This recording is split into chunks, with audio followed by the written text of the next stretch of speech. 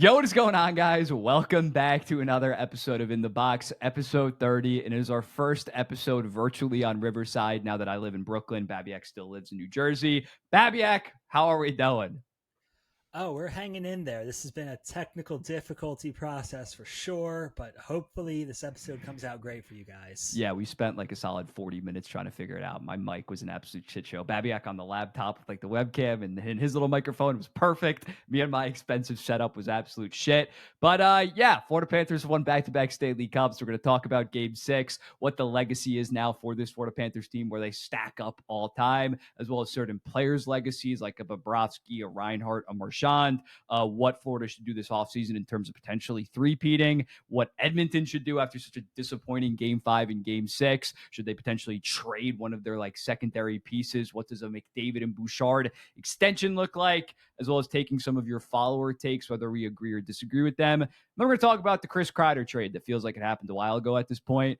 Babiak, ready to get into it? I'm so ready. Let's do it. I think you agree with me. Game 6 was just an absolute pathetic effort by the Edmonton Oilers. We're looking at the fact that, like, the 3 goals that they allowed, don't get me wrong, Florida played fantastic, and we're going to dive into that, especially defensively. But the unforced errors that were causing defensive breakdowns by the Edmonton Oilers, it was just absolutely pathetic in game 5 and game 6, especially on that first goal. Ekholm, horrible pass to Bouchard. Bouchard can't really corral it. Should have still played the puck and got it away from Sam Reinhart. He picks his pocket, and then Stuart Skinner's just sitting so deep in the crease. Yeah, Florida just choked them out offensively. Edmonton was not really able to generate anything when looking at it in game 5 and game 6. Only 1.7 expected goals against for Edmonton in game 6, 1.9 in game 5 for the Edmonton Oilers. It was an all-time performance in these final 2 games, and we're going to talk about the goaltending. We're talking about defense, some scoring, some forwards that didn't really step up in a big way. But Edmonton or Florida just straight up was the better team for like 70-75% of this series probably, and they're absolutely awesome and deserve all their flowers. What's your initial thoughts? My initial thought is we really did get the scenario where we get to the end of the playoffs and the Leafs played the champion Shut Panthers up. No, closer we're not than doing this. We're anyone not doing else. this. We're not doing this. We are not turning this into a Leafs. I still think like the Tampa Bay Lightning might have played them when you look at the actual individual games. But no, talk about the goddamn series, not the Toronto Maple Leafs. Shut the hell up. Okay, talked about the series here. The Panthers were the better team. They're the far deeper team. Mm-hmm. That was like always clearly true that they were deeper than the teams that they were playing. It was always true as Edmonton was beating teams in the Western Conference that they were far from the deepest contender. They Mm-hmm. never were. They had obvious holes that were obvious the entire season, and they went like they usually do as far as McDavid and Draisaitl can carry them, which in this case was into the finals, but relatively low impact once you actually get there. Yeah, the one stat that Jay Fresh Hockey tweeted out, it wasn't a chart, it was raw number data. The depth outscored opponents 21-10 in the first 3 rounds of the playoffs, but shots were only 175 to 175. So again, I took the bait. I didn't say that they were a deeper team than Edmonton, than Florida, but I thought that their depth would show up. It obviously didn't happen. I think we severely underrated how big of a loss Zach Hyman was, especially against such a physical team like the Florida Panthers. You're giving Jeff Skinner big minutes and other softer guys instead of, say, a Zach Hyman. And someone that I got to call out because he put up the exact same stat line as last year, and it was just simply unacceptable. He was pretty dog shit. Ryan Nugent-Hopkins had 1 goal, 1 assist yet again versus Florida Panthers to bring his career against Florida Panthers in these Stanley Cup Finals to 2 goals, 2 assists, 4 points in 13 games. I understand McDavid, Draisaitl didn't really show up the final 2 games, but when the guy that you think is your third best forward, definitely your third best forward when Zach Hyman's not playing, to completely ghost for the most part after having such a good Dallas series. We're going to talk about this more when we talk about the offseason, but like, I would seriously look at moving Ryan Nugent-Hopkins just because it's clear that when the game gets so physical and you're playing against such a nasty team, his style of hockey just isn't that effective. Yes, I mean, I said this in the last episode, and you gave me a little bit of pushback on it, but there are literally 6 or 7 Panthers forwards that I would take over Nugent Hopkins, and Nugent Yeah, Hopkins I is give it to you. Edmonton's number 3 when Zach Hyman's out. I said that. I put my stake out there on it, and that was clearly proven correct. He doesn't. He's not a big game player. He never has been. He's honestly never even been like a line driver, quite frankly. Like he's, an Hmm. okay enough second liner. But, ideally, how many top six forwards do you want on your team? If you're a contender, six is a pretty nice number. The Oilers have four of those. Corey Perry played Cor- well above his skill level and mhm. kind of gave them a five, but He was I don't bad in these expect final two Corey Perry to games. be at that level next season. I would be very surprised if that happened. Yeah, Corey Perry again, big playoff run overall, but especially in that game 6, he blew a pretty decent opportunity. I think from McDavid, blew it past the goal, and then on that second goal, although I think McDavid was also accountable for just playing the puck, even though he probably should have stayed back with Matthew Tkachuk. Corey Perry was taking his sweet ass time getting back and probably should have been able to cover Matthew Tkachuk. So yeah, once they lost Zach Hyman, and I think you can also attribute some of this to Chris Knobloch getting out coached a sizable amount. The fact that there really wasn't any adjustments, and Edmonton arguably was the better team in the first two games, I would say. Paul Maurice made his adjustments, and at 5-on-5, the rest of the way, they basically completely choked out the Edmonton Oilers. The anaconda reference that Paul Bissonnette continues to make on the broadcast, that just fully happened. It was utter domination. I refuse to hear out any kind of Corey Perry criticism. I'm not saying Corey Perry I'm just saying is in game literally 6, perfect in this I series. know he's not. You don't expect him to be next level. I'm just saying Yes, in that game 6, everybody played like shit in the game 6. Again, Matthias Ekholm especially. Well, yeah, just simply unacceptable. It's clearly that he's playing through some kind of injury because he did not look the same. He looked like he lost his step and was just making some of the dumbest decisions defensively, defensive angles that I've just never seen him make throughout his career, or at least been able to recover prior times. It was definitely concerning going forward for the Edmonton Oilers with him. I don't think Ekholm is concerning going forward if we're talking about a next season long-term approach. He's 35 years old. I do think he was clearly not healthy and then brought back because they need to bring him back because they felt the pressure of that. Yeah. I'm just saying it's not like he's 29 years old coming No, off an you're injury right. and You're you right. It's expect that he's going to be possible that it's 100%. just, straight downhill from here for sure. Corey Perry, 99th percentile of what you reasonably could have expected for someone at his age, at his contract. Evander Kane, poop Vander shit Kane was not galore. good. Adam 32, Henrique, 32 penalty Connor minutes in this Brown, series. passengers. Mm-hmm. That's another thing. This Oilers team is full of passengers. Connor Brown's a passenger. Podkolzin's a passenger. Henrique, nothing from him. Victor Arvidsson, a passenger at this point in his career.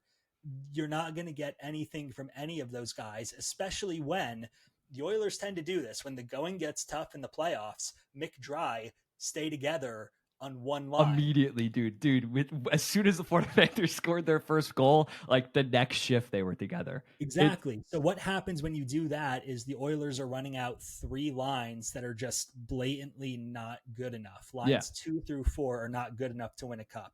The one issue I do want to bring up, as far as you were mentioning, what do we do from here with Nugent Hopkins? In theory, I think trading him is probably a good idea because I don't think he's a great player. The issue is his cap hit, 5.13 mil. Even if he's not worth his it spot is good in the value. lineup, he is more than worth his cap hit. And I'm not sure the Oilers are going to find anyone better for that small of a cap hit. And if you want a bigger cap hit, you might come into a lot of issues with that Bouchard extension. Yeah. Their cap situation, and we'll talk about that after we dive into kind of the goaltending and more so the Florida aspect. Just with Ryan Nugent Hopkins, I think that there has to be some kind of change in terms of getting more physical, more of a goal scorer. Yes, he had 37 goals back in the 2023 season, but he has not eclipsed 20 goals the other 3 years of the last 4 seasons. So I understand that the cap hit is that juicy, but I think that just in terms of fit, in terms of play driving, like we talked about, it might be good to kind of try to explore options to bring in a better suited player for their team, because at this point he can't be that second line center if they're going to play McDavid and Draisaitl together. I do fully agree. I mean, calling a spade, Ryan Nugent Hopkins is a perfectly okay 60-point player. He's a good second liner. Occasionally has fluke runs that are better than that, thanks to playing with 2 of the top 5 players in the league. Without that boost from McDavid and or Draisaitl, Nugent Hopkins is a 60-point player who is responsible enough in his own end and a good enough skater, but certainly not like a shutdown 2C alternative to that top line. Yeah. I'm just saying, like, I think that he still does have a lot of positive value. So you would be able to package a team that's also trying to kind of shake it up. You could attach Ryan Nugent-Hopkins and still get a very good player. This isn't like Mika Zibanejad, or this isn't like a Toronto Maple Leafs where I'm saying like you have to move on, just let him walk for nothing in free agency or something like that. Like a lot of people would be in the Ryan Nugent-Hopkins business. He does have a no movement clause, which is kind of tough because he's been there his entire career. But I would definitely prod the market for what might potentially be out there, because I think just running it back with a guy that has been so invisible once he plays a team of Florida's physicality, and there's no reason to think that Florida Panthers won't be here next season. At this point, it's concerning going forward for the Oilers. But let's talk about more so the actual game and the goaltending, which was night and day in this series. Bobrovsky in this playoff run had a 942 in games 5 through 7 against the Toronto Maple Leafs, and a 940 in this series in Edmonton in games 5 and 6. You compare that to Skinner and Pickard, an 861 and an 878. I don't think I'm shocking anybody by saying that the Edmonton Oilers need to go out and get a goaltender, because this was just apocalyptically bad, especially on that third goal. I disagree. Wait, you think that they should run it back? Here's where I'm at. Okay. No, stop, man. I went back and forth on looking through our topic list notes. Do the Oilers need to change goaltending? A better goalie would help, obviously, but I really don't think they need like an actual. I'm not saying that they would have beat Florida this year if they had average goaltending, but I think just going forward in certain scenarios, it is clear that Stuart Skinner is not that guy that will probably win you the Stanley Cup. Like, there's other things that need to improve with this team, like the forward depth, like getting more top 6 forwards that don't have to rely on the top 2 guys. But objectively, I don't know. If I'm McDavid, I'm not signing an extension this offseason until I know that we have a long-term option in net. I understand Stuart Skinner is also very cost-controlled, 2.6. It's not like he's making $5-6 million. But to my prior point, Ryan Nugent-Hopkins, if some team like an Anaheim Ducks maybe wants some more veterans like Chris Kreider, could John Gibson make sense for Ryan Nugent-Hopkins? And the money is about similar. So where I'm at on this is, there are teams who win Stanley Cups without good goalies. Matt Murray won 2 Stanley Cups. Darcy Kuemper in his cup run that postseason was just as bad as Stuart Skinner was last year. That team this year, Stuart Skinner so was worse. Much better. That's true.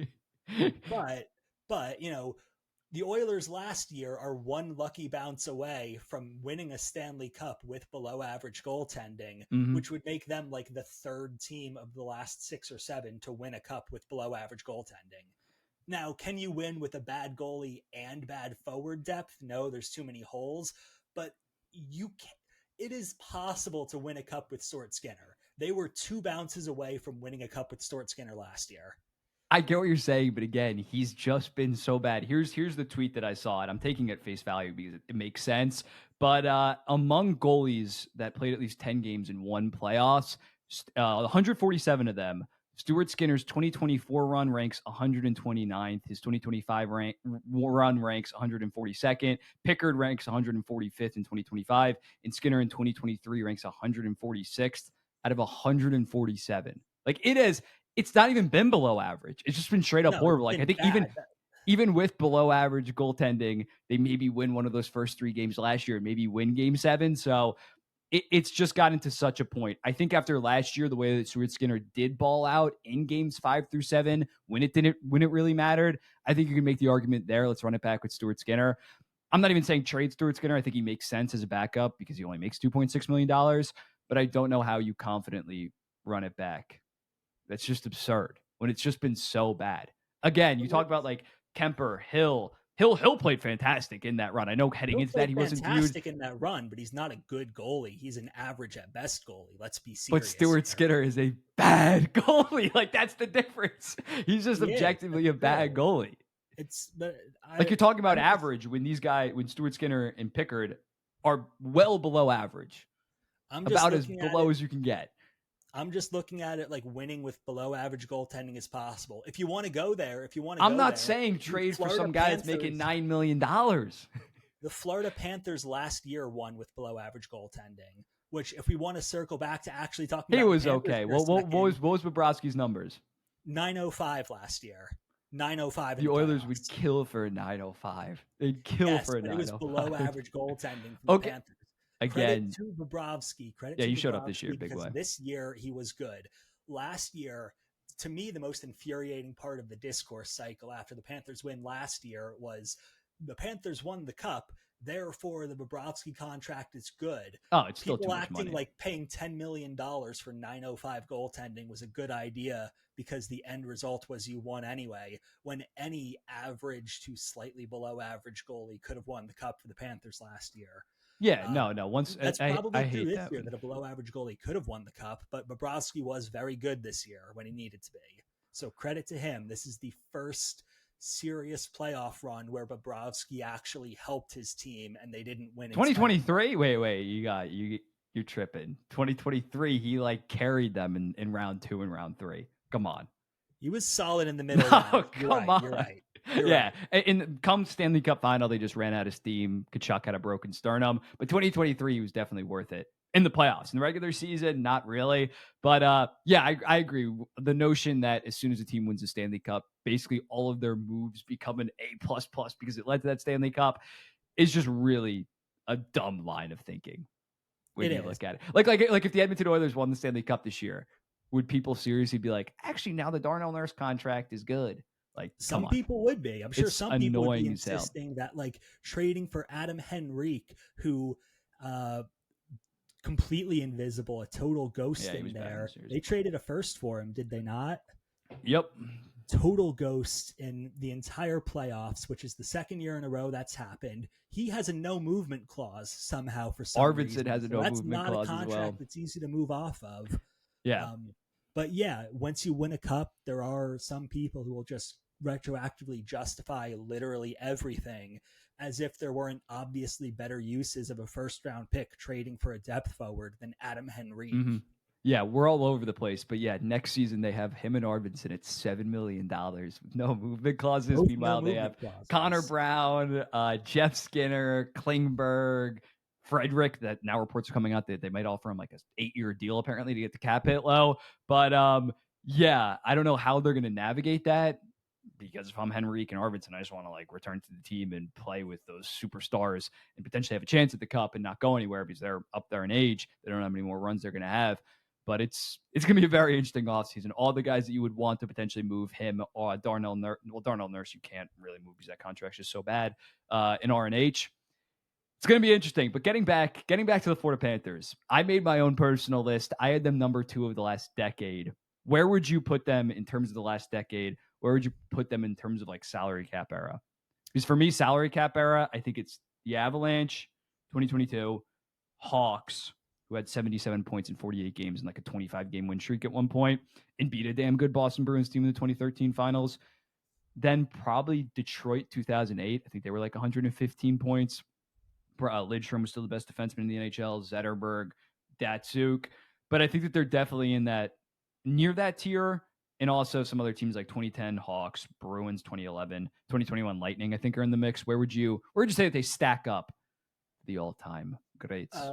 Recent history, I'll put them below the Avs and that Lightning team. I'm kind of going back and forth on this, really. Based on purely the names on this roster, it's going to look incredible historically 10 years from now in Hockey Reference. But like digging into the nitty gritty of it, Matt Tkachuk was not necessarily a super high impact guy. He was playing through torn abductor and a hernia or something like that. The excuses are very solid and understandable, but as far as actual, like, I'm just saying, you know, the 2025 version of Matt Tkachuk doesn't quite stand up to. It's not 2023 the when he was a top 5 player in the NHL. Which means it doesn't quite stand up to the 2021 versions of a lot of those Lightning top forwards where everyone was firing together. The Lightning team really just had every single position. Kucherov, best winger in the NHL. Hedman, best defenseman. Vasilevsky, best goaltender. Where I could see the argument, like the problem with this Florida team, and I think they have that three-headed monster in terms of their defense that I think it does kind of make up for the lack of like true number one. And even their 4 through 6 is Schmidt, Kulikov, and Mikula, which is gross. But I think the defense score is maybe the one thing that you could poke. And even Bobrovsky, although he is a top 4 through 8 goalie in the NHL, he's not top 3 Vasilevsky or some other guys. No, he's not nearly on the level of Vasilevsky there. Although I would say, I guess, in the big perspective of the salary cap era, other than this Avs and Lightning, you're right that the Blackhawks are really the only team that would stand up. This is a top tier cup winner for sure. You're not 2008 Red Wings. They're gonna come after you for that, bro. I can't say I've looked too deeply into the 2008 Red Wings. It was Datsuk, Zetterberg, Lidstrom in their prime. That was the team with Chris Osgood as the full-time goalie, though, was it not? Yeah, I mean, he was good. He was about Bobrovsky right now. I don't know. Cronwall. Yeah, I guess. They didn't have nearly the forward depth, though. Yeah, that is fair. Who else? Why am I blanking on the one Swedish guy that Babcock like tortured? It's a bad story, but it's they were still pretty damn good. 2008 Ducks come to mind, but I don't think they had really quite the forward core because Getzlaf and Perry weren't really in their prime. The best defense pair maybe ever, and JG Jagur still kicking it. But yeah they're solid contender thinking about it. I mean, I'm just thinking in like the range of like the history of the NHL. Pronger and Niedermeyer do tower over any two players on this Panthers team. That is fair, but that's an intriguing one. Who would you say is the worst Stanley Cup winner of the last salary cap era? I feel like it might just have to be the 2006 Hurricanes. They were still like a wagon in the regular season, but when you just compare it to the other teams, it feels easy to say the Kings. So I'll say the Kings. I mean, they had their system, they had their vibe, it worked for them. I don't know. But, those teams were in the bottom 5 in goals scored. But they were like number 1 in goals against. They were defensive monsters. That 2014 team was, I think, the lowest down in goals scored of any cup winner ever. All right, we're going to move on from the Panthers talk to talk more about some of their individual players. Reinhart. Coming into this year, I did not really have him on like my Hall of Fame radar. I think it's possible now. With looking at the fact that he has a 57 goal season under the belt last year when he was like a legit top 10 player in the NHL. This year, like 40 and 40, while being the why am I blanking on this? The Selke runner up in 2022, he had 80 points as well. Like, it's definitely going to require probably another Stanley Cup because I'm not sure he's ever going to have another like 2024 top 10 season. But it's possible. He has like 600 points in around 800 career games. As long as he can maintain another 3 to 4 years of this play, do you agree, or do you just not think that he has the individual sauce for the Hall of Fame? No, I do agree. I mean, he's a phenomenal defensive player, which does matter. He was probably better than Matt Tkachuk in this playoff run. Which the Matthew Tkachuk slander is all over the place. No, it's fair. It's fair. I think Tkachuk probably was like their 5th or 6th best forward, but he's going to be a Hall of Famer one day already. You agree on that, right? Yes, probably. With the 2023 season, 200-point seasons, and he was like elite right off rip, I'd be shocked. He'd have to retire or have some kind of career-ending injury, which we don't hope. I would agree with that, although he has been pretty historically injury-prone, so who's to say how much he'll be able to accumulate there? That is fair. Reinhart's going to end up with, I guess, several like 2nd or 3rd place Selke mentions behind his own teammate. He's one of the best, he's top 30 player in the sport at this point and has been that for a couple years, will be that for a couple more years. He's on that short list of guys where like when your international team's naming 6 guys, Sam Reinhart, Canada for sure. Facts, yeah. At the top of that list. Perfect second line, 2-way guy to just play with like a Nathan McKinnon. Yeah, I don't expect him to ever score 57 goals again. You're right about that. But he's had a phenomenal career, and he's probably underrated as far as how important he is to this Panthers team. Yeah, I'm pulling it up right now, but I think even this year, he somehow, like, obviously shot like 25% last year, where it was like completely unsustainable. But I'm pulling it up. He still shot 18% this year. So like at this point, the thing with Sam Reinhart, not the best physical tools of all time, but just like insane IQ. I think that he Yeah, might be he's the smart. smartest like When you're player in the smart and NHL. good at positioning, you don't Yeah. need to be physical to be effective everywhere on the ice. Yeah. So I think that he's gonna age pretty damn good because he doesn't rely on elite skating or something like that. Like I think 30 would it shock me if Sam Reinhart's still a 65-point guy at age 37 and still racking up Selke votes. Would not surprise me one bit. Besides that, Marchand, Hall of Famer, no doubt. I think we can agree if he retired tomorrow now or no. I agree now, which is funny because if Mhm. you asked me in March, I would say probably not. Very Mhm. good career, but his prime started late relative to other Hall of Famers, and I don't think he's accumulated enough. Being arguably a top two player on a cup winner, huge boost to his resume career wise. Yeah, I think he was only like 10 points shy. Like a couple first place votes could have swung it in terms of him for Sam Bennett. I was in the camp of like he was going to be a Hall of Famer, but he needed another 2 to 3 years, just racking up like 60 points a season and getting to 1,100. But yeah, when you have this big of an impact, you're now a Hall of Famer because his prime was, I feel like people forget, from like 2017 to 2021, he was like a top 8 to 15 player in the NHL. I think he made first team like 3 times. I could be wrong. Obviously, first team, I hate the way that they set it up. The fact that it's left wing, center, right wing. It should just be 3 forwards. God damn it. But yeah, he was awesome. He was the best player between Bergeron and Pasta and him for a while. So yeah, not the most longevity in terms of like the late start to the career. But at this point, it's no doubt. Any stock in Sam Bennett potentially being a Hall of Famer or no?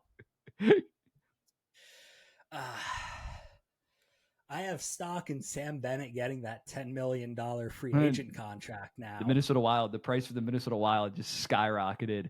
Yeah, I'm not. Bennett would have to like they would have to win 4 Stanley Cups like minimum, just Sam because the Bennett regular has season. never had a 60-point season. I know, but like you've seen who was it? Who's the one guy from the Oilers dynasty that just like was a perfectly mediocre second liner that ended up making it.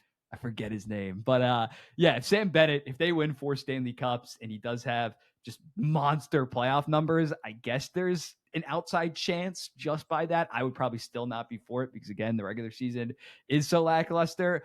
Seth Jones is I'd say Seth Jones is maybe more likely than a Sam Bennett, just because early on in his career, he was like a top 10 defenseman for like 4 seasons in Columbus before he just fell off a cliff. And Seth Jones already has like 400 career points or something like that as a defenseman. I'm not saying it's going to happen, but it's more likely than a Sam Bennett now that he has a cup. Now that he was basically their number one defenseman for a decent amount of those games.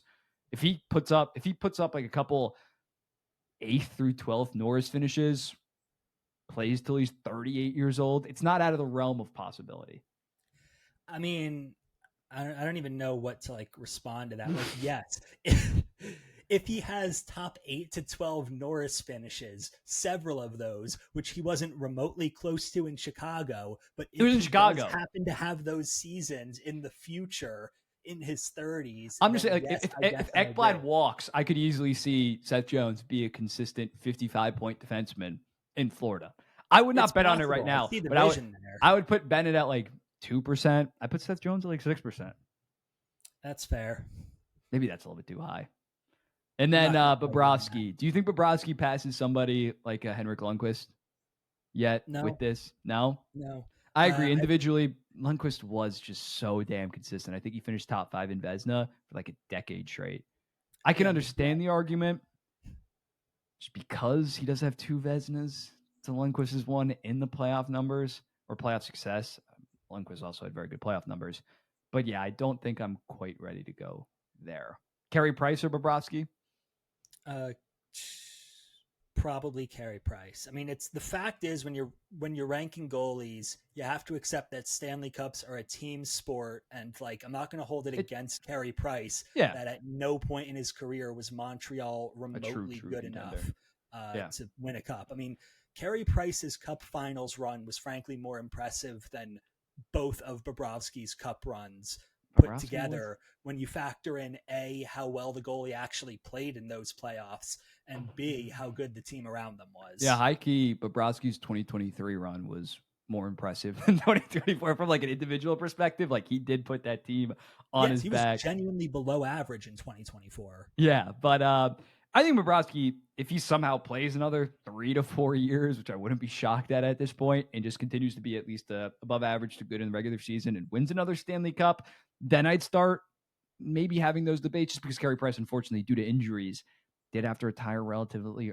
early. He only has like 300 career wins. I do care more about the individual prime, of course, but at some point, I think the longevity might catch up. Are you just completely never passing a Carey Price, never passing a Lundqvist? I mean, Carey Price, I do hear your argument with the longevity. We'll see how Bobrovsky holds up over the next few years.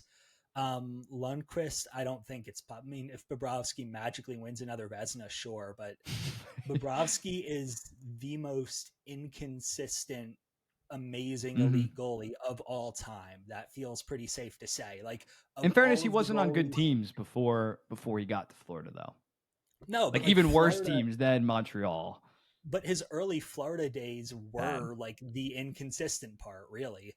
I mean, I would just say, like, of any goalie who feels like they're clearly in the top 20 of all time, and that wouldn't be a controversial ranking, and I do have Bobrovsky up there, Mhm. by far the most inconsistent of that group. And I don't even think it's like arguable or Yeah, debatable that he's that's the fair. least consistent.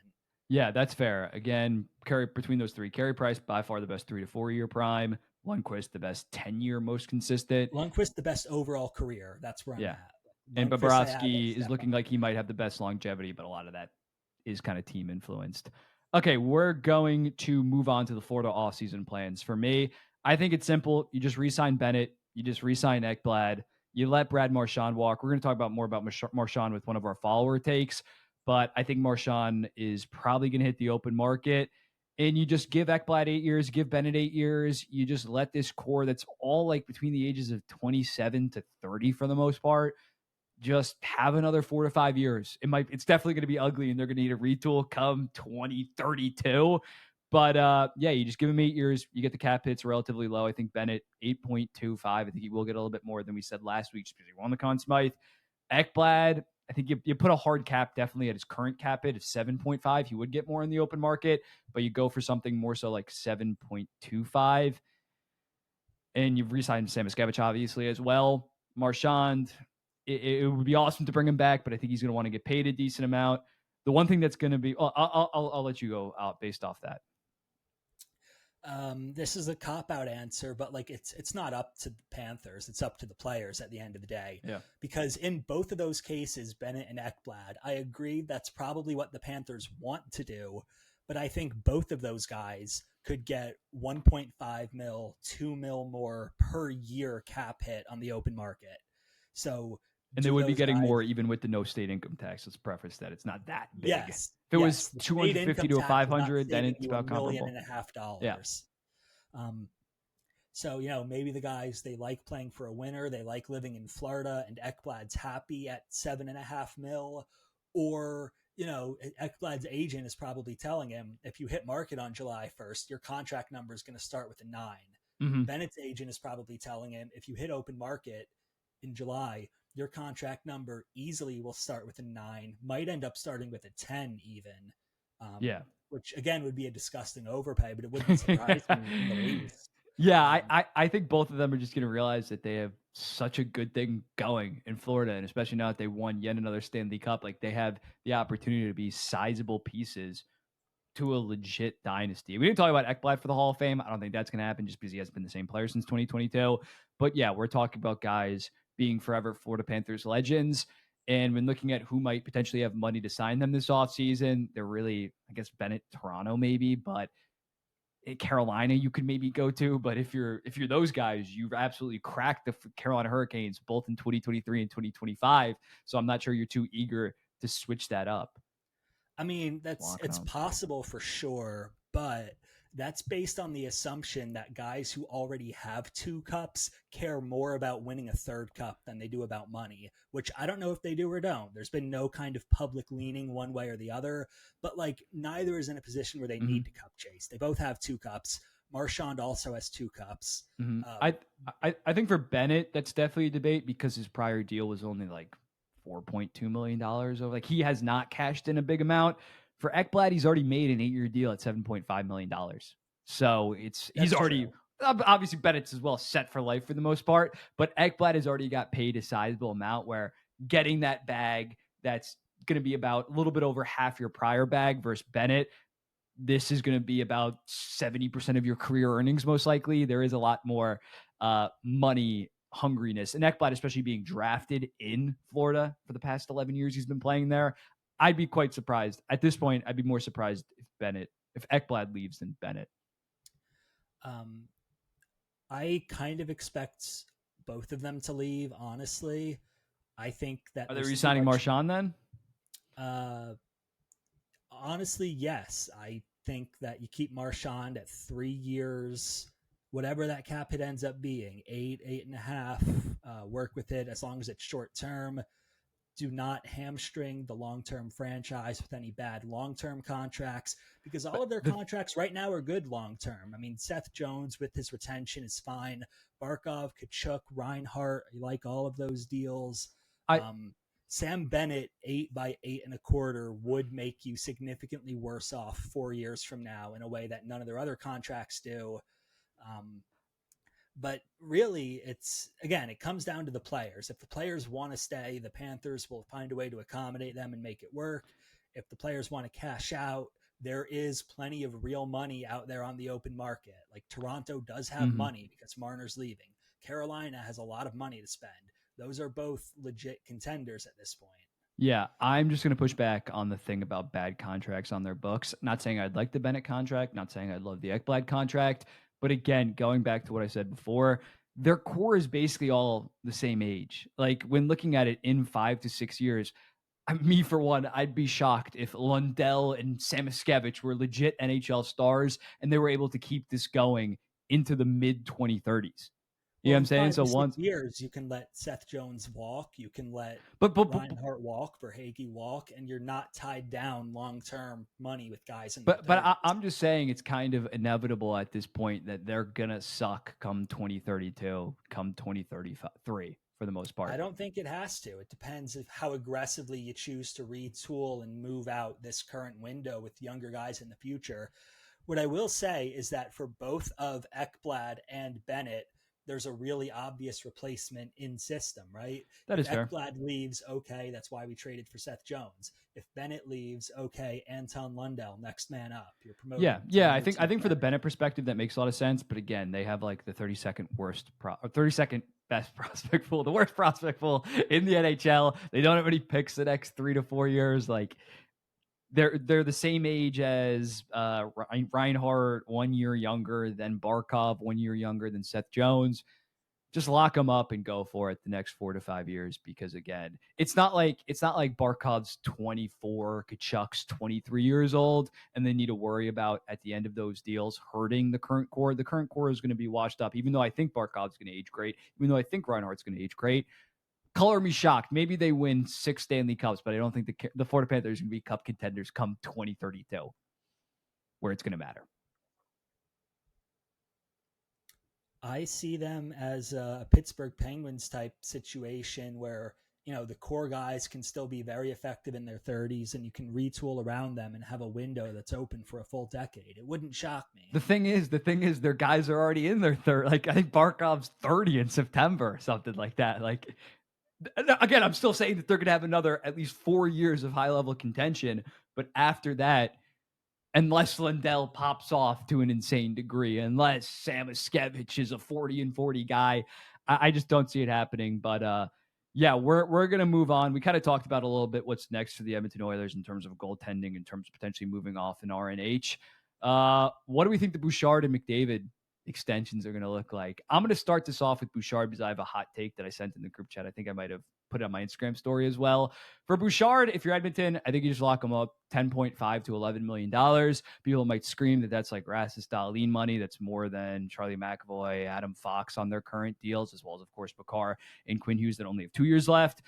But at the end of the day, I think worst case scenario, Evan Bouchard's going to be a 70-point top 11 to 15 defenseman in the NHL. I think he's proved enough in the regular season and in the postseason. And in 2 to 3 years, once Makar, Fox, Werenski and Hughes all get paid, he's only going to be the 6th through 9th highest paid defenseman in the NHL. So I think you lock him up.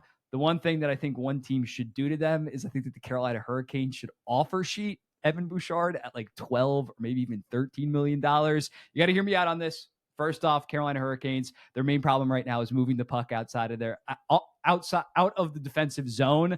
And what does Evan Bouchard do? Amazing. He moves the puck. When looking at the Carolina Hurricanes, they have all the money in the world. So they badly need that right-handed defenseman. Brett Burns is not that anymore. You could maybe go after an Erik Karlsson, but he's 33, 34 years old and plays absolutely no defense. So when looking at it, I would love the idea of that because there's two outcomes. Either they don't match and you get Evan Bouchard who fits right in your core and gives you a legit offensive defenseman. And also if you're Carolina, you're only giving up probably like the 27th, 29th, 31st, and 30th overall pick because they are consistently one of the best regular season teams in the entire NHL. And yeah, if they do match, the Edmonton Oilers just are kind of fucked cap space wise. They're giving another $2 to $3 million more that they weren't, or $1 to $2 million more than they were expecting on an Evan Bouchard extension. And Carolina might be playing Edmonton in the Stanley Cup final relatively soon. So what do you think about the Bouchard extension? What do you think about that potential offer sheet situation? 5 years, $13 million. I think the Oilers have $11.9 million in cap space this summer. Mm-hmm. If you lock up Bouchard long term, 11 and a quarter, I don't understand how you're expecting to upgrade the goalie situation at all. You could trade Stuart Skinner for Josh Gibson half return straight up, and it would not fit under the cap if you give Bouchard 11 and a quarter. You cannot move out Nugent Hopkins for anyone making more than $6 million if you give Bouchard 11 and a quarter. So you're saying, what are you the saying? Math doesn't work. I think you have to bridge him because bridge him right into UFA because the math doesn't work. I think somebody will, whether it's the Hurricanes or not, if they're only offering a 3-year deal at $9 million, Bouchard's going to say, fuck that and take an offer sheet because I know that you're going to be put in a tough situation. They might have to buy out. They're going to have to somehow force, like we talked about before, Arvidsson or Henrique. Basically say, we're either going to stuff you in the AHL or we might buy you out. Like, accept this trade. Clauses. You can't be stuffed in the AHL. Okay, then they're going to buy him out or something like that because, yeah, as you mentioned, they're fucked salary cap space wise this summer. And McDavid's also going to get a healthy raise next summer or potentially this summer. And then it kicks in the following year. Yeah, they're in a really tough spot. And that's why if I am, again, I only think that Carolina Hurricanes should be willing to pay that north of $11 million for first round picks. I think at a right below $11 million, it's 2 firsts and like a second or something like that. I would maybe do that if I was a different team. But for Carolina, who is consistently one of the best regular season teams and do make the Eastern Conference Finals, even though they get dogged once they get there, Evan Bouchard, someone should be hunting an offer sheet for him. I agree with you on that. I think in this scenario where the Oilers view bridging him as the only option, at least like the threat of an offer sheet seems likely. I can't imagine an actual offer sheet for 4 first round picks happening. I imagine he would just get traded directly for some, somewhat equivalent package, but not necessarily 4 first round picks. I mean, if the Oilers deal with and accept 4 first round picks instead of matching an offer sheet, you're not keeping those picks. You're immediately going to try to trade 2 of them for Noah Dobson or someone. I don't know. Probably for like a dirt cheap guy on cost controlled or something like that. Just something very interesting in terms of McDavid. Let me just say this off the rep. I tweeted it out. I think him losing the Stanley Cup makes him more likely to re-sign. Do you agree with that?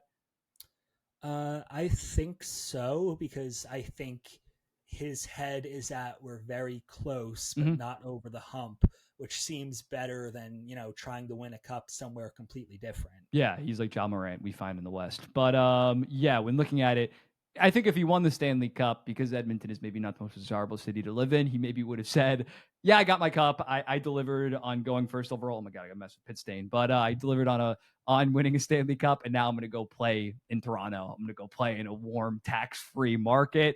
But yeah, I think he's going to resign. I think if you're the Oilers, anything under $16 million is a win. I'd expect him to only take like $1 million more than Draisaitl. I don't think he's going to demand all the money in the world.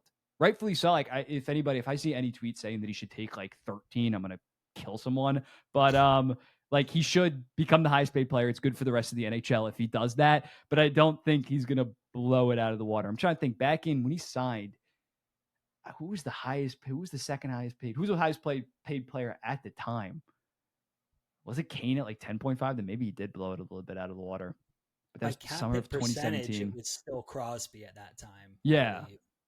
Yeah. So Because Crosby at that point was on like the ridiculous pre CBA change. 8.7. No, I think back in 2017, some guys were making 9.5 at least, I'm maybe saying even his 10. cap hit percentage because I Oh, believe that was like the 10-year contract before they changed the yeah, CBA. yeah. Like at the time when Crosby signed, it was a chunk of the cap hit, but then it just continued to go down and turned into one of the best deals of all time, maybe the best deal of all time.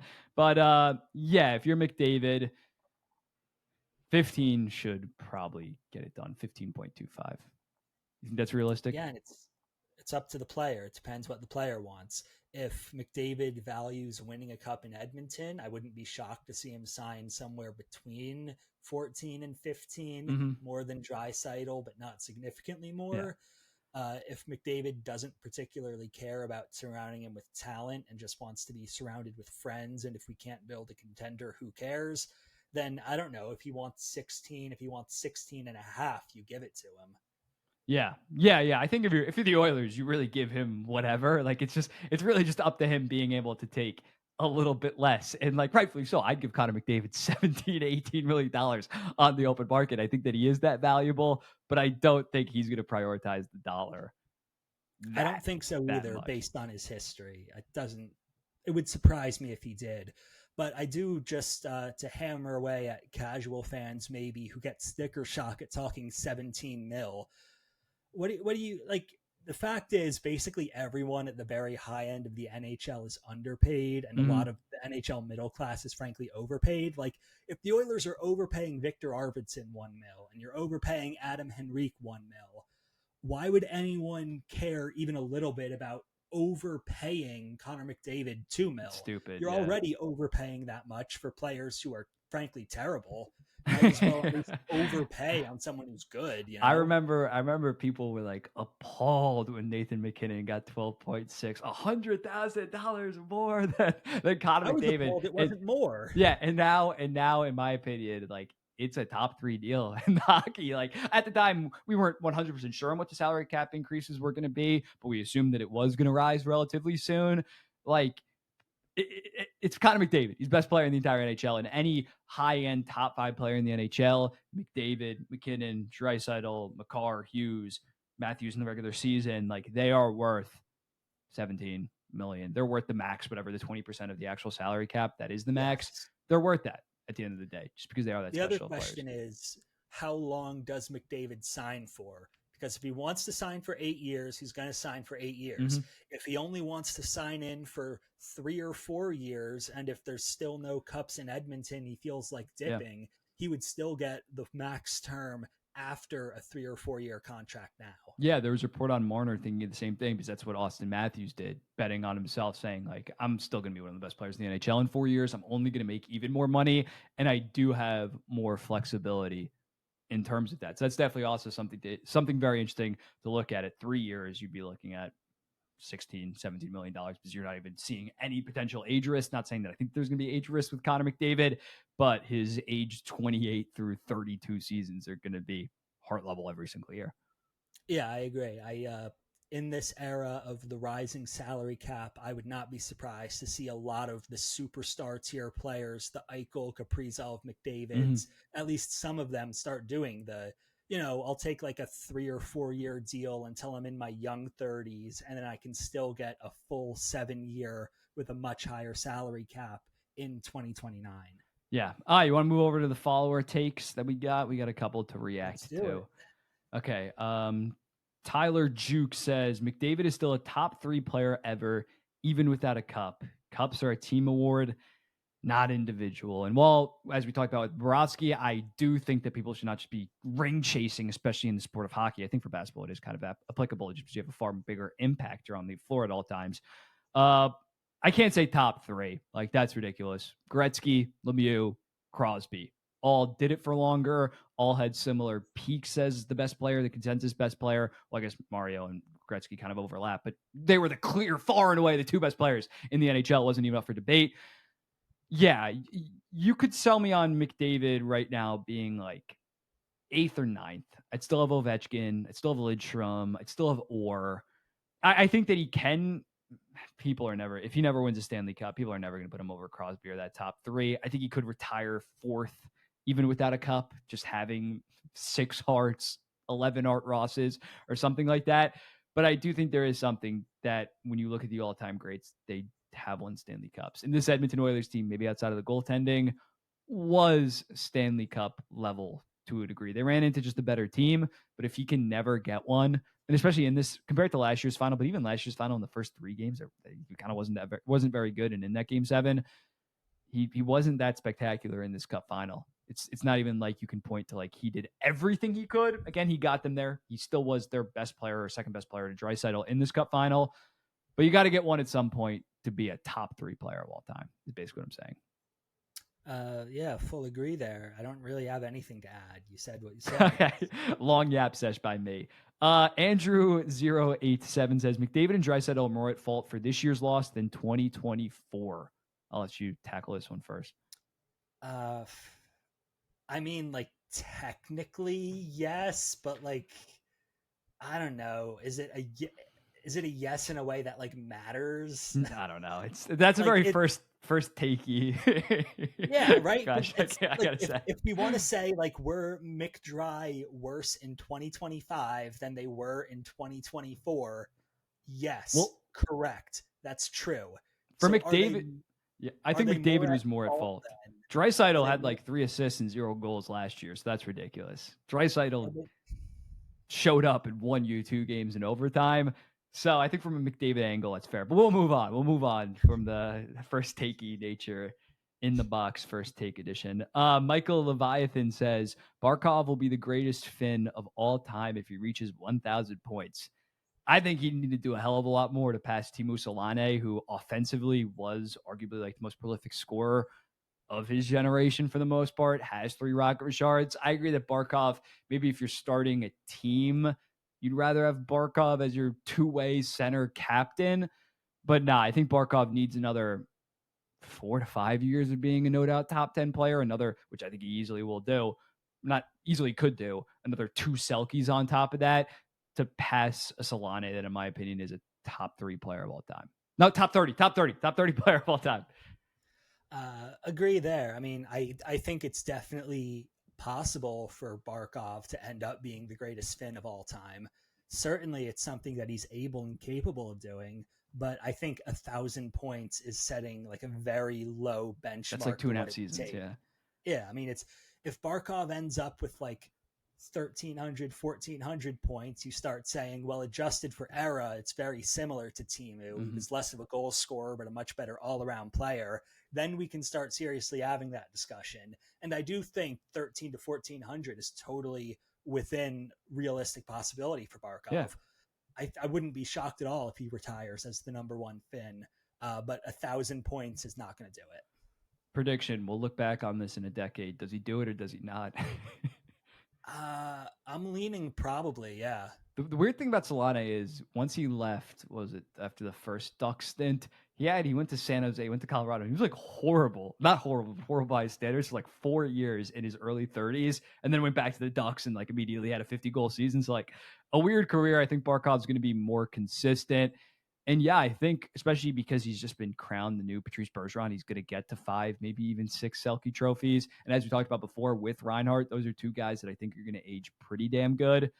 So yeah, I think he does do it, even though that is crazy to say Barkov might be a top 30 player. I only had Bergeron at like 44, but I think Barkov is. I mean, Barkov's already a better offensive player. Yes, better offensive player, definitely, and maybe a slightly worse defensively. But yeah, it's definitely possible. We'll move on though. The 4 Stripe says if the Panthers didn't win the cup this year, I assume he meant Marchand was gone. Now that the Panthers won, he will stay. I think it's reverse. I think he's saying like, I think he's probably thinking like, okay, I got my cup. I got my late career cup. I've tasted it yet again. Now let me go get a bag, because although not to the same degree of Bennett at only like $4.2 million, he was only on a 7 or 8 year deal at $6.1 million. Like he has been criminally underpaid. in prior seasons. So I think that he won another Stanley Cup. I think he's just going to not cash out to some like dog shit team, but just like a consistent playoff team where maybe if everything goes right, he could win a Stanley Cup. But he's going to take a 3 to 4 year deal at $8 million and just say, it's time for me to get paid. I'm a Stanley Cup champion yet again. And if he wants to stay in Florida, it's going to have to be a 3 year deal, probably at sub $7.5 million, where the state income tax doesn't really, it doesn't overcome it. I don't think winning the cup matters much one way or the other. How I see this going is Sam Bennett is either going to sign an 8-year by 8 something, or he's going to test the market. If Sam Bennett stays, Marchand is gone. That's true whether the Panthers win the cup or not. Mm-hmm. If Sam Bennett wants to cash out, see if Toronto's feeling like 7 years, 10.5. In that case, Florida does have the money for Marchand paying 3 years, $8 million, and I think he stays. In either scenario, whether you win the cup or lose the cup, I think it's the same outcome of Sam Bennett is the guy you want to keep ideally, but it's really up to him if he wants to stay or if he wants to cash out. And then Florida's going to end up with one exactly of Marchand or Bennett. They're not getting both, but I don't think both will walk. Yeah, I think with their forward depth, they also should not re-sign both and let Ekblad walk. If Ekblad same AAV as Bennett or Marchand, you re-sign Bennett, Ekblad as well. Considering not that they need defensive help, but the forward core is much deeper than the defense core. And then lastly, from Chance MacArthur, Edmonton got outcoached, and that's why they lost. I do think Paul Maurice outcoached Knobloch. Is that the reason why they lost? No, I think we went over it. The depth, the goaltending. Knobloch could have been better. And the fact that the way that they went out in game 5, in game 6 was dreadful. No in-game adjustments, in my opinion, were seriously made. And like they looked worse as the game continued to progress on within the game. So no, I think saying that's the number one reason. Knobloch would maybe be, if we went by players or units, would probably be like 7th or 8th on my list of why the Edmonton Oilers lost the series. Another one where I basically agree. Knobloch got outcoached. That's a thing that happened. Reasons why they lost the series, it's relatively low down the list. Aye. Let's talk about Chris Kreider going to the Anaheim Ducks. Chris Kreider is heading to the Anaheim Ducks. I don't know what was the exact package. Kerry Terrence in a 3rd-round pick, but they also gave up a 4th-round pick. They only moved up. Yeah, they only moved up like 15 spots, like 10 spots. I've kind of calmed on this for the Ducks. Originally, I thought for some reason Kreider had 3 years left. The fact that he only has 2 years left, I've said it before. Like, if this stops the Troy Terry, we're not going to consider the Troy Terry thing. I think that was Andy Strickland can't really be trusted that much. But I think if this stops them from signing somebody like Chris Kreider in free agency for a long-term deal, I can get behind it. 2 years. Beckett Seneca isn't going to be an NHL contributor for probably 2 years, another 2 years, at least a high-level one, and they're probably going to go forward this year as well. So they have space right now on the team. Kerry Terrence wasn't going to be a serious factor. So I don't hate the idea of bringing in Chris Kreider, who was playing through a back injury this year and had like vertigo. Last year was pretty damn elite with nearly 40 goals and 75 points. So compared to Verbeek's, like the Trouba deal is simply unacceptable because that was such a negative contract, mid-season total shit show, and he gave up a 4th-round pick for that. This one, I think that there is solid logic behind it. And maybe you can, like, worst case scenario, you keep Kreider for a year and a half, and then you flip him into, although they probably hopefully should be a playoff team the following year. But worst case scenario, it doesn't go well, and then you just dump Kreider at the 2027 trade deadline for a 2nd-round pick. I like the concept of betting on a Chris Kreider bounce back. He was great 3 years ago. He was great 2 years ago. This season, everyone in the Rangers played pretty poorly. So it makes sense to me that you would want to bet on a bounce back for basically for free, like for the price of picking up his contract. I don't like that the Ducks are the team that did it. I don't understand why the Ducks keep adding all of these expensive old players. It depends exactly, I guess, on how the development goes. If your attitude is we need some good veterans to help develop McTavish, Leo Carlson, Gauthier, then, sure, fine. But if the logic is that you're going to end up playing those guys less minutes for the sake of playing the vets like Kreider and Alex Killorn racking up Mm, minutes, which is basically what happened with the defense. They brought in old players to give less minutes to the young guys who you figure are the future. Like, oh, we can't give Owen Zellweger 20 minutes a night because Jacob Trouba's here now. That makes it totally disastrous for the Ducks. Um, yeah, I think the defense score Hiring was Quenneville doesn't inspire me that we're going to be playing the young guys over the vets. yeah. I think the defense score one again, Truba one was just mind blown completely. I do like the idea of like Kreider, Leo Carlson, and potentially Mitch Marner first line for the Anaheim Ducks. I think that could be interesting. But yeah, it's interesting that they're just basically getting a Killorn 2.0 that's $250,000 more, and he's a much better player than Killorn. But yeah, they already have they're occupying their top six most likely, or maybe Killorn will go down with two guys in their mid 30s that don't really have a future with this team that I don't think are going to age that good. I agree. I don't think the Kreider contract is bad. I think, like, for example, if the Minnesota Wild struck out on the good free agents they wanted and made this exact trade That'll make a in lot of sense. early Yeah. August, I would say this is a solid move for Minnesota. Mhm. I like betting on the Kreider bounce back. The fact that it's to a young rebuilding team that I don't expect to be in the playoffs this year makes it confusing for me. Why Anaheim? Yeah, that makes a lot of sense. And from a New York perspective, although again we think Kreider might bounce back with everything that happened this season, you had to move off him and just open up salary cap space because it's looking like Drury's trying to do a bunch of shit. Trade Keandre Miller, open up that, get some assets back, and then go swinging potentially for a Jason Robertson, potentially for a top end free agent. So yeah, flexibility. I like it a lot for the Rangers. It's okay for the Anaheim Ducks. I don't love it. But yeah, anything else you want to add? Any other topics came across that you want to talk about? No real topic, but I definitely think if Miller gets traded, that the Rangers will end up being the spot for Marner. That would I'll be throw a bold hilarious. take out Marner, there. Marner, and Panarin, two undersized guys that have rough playoff stretches. But yeah, now that we got this up and running online, we're probably gonna have a podcast coming like Sunday or Monday, like previewing the NHL draft, talking free agency. Hopefully, we get some goddamn trades relatively soon. But yeah, we just want to hop on this and mainly talk about the Stanley Cup final. Thank you guys for watching. Greatly appreciate it. Like, comment, subscribe, all those good things. We'll be seeing the next one. Peace.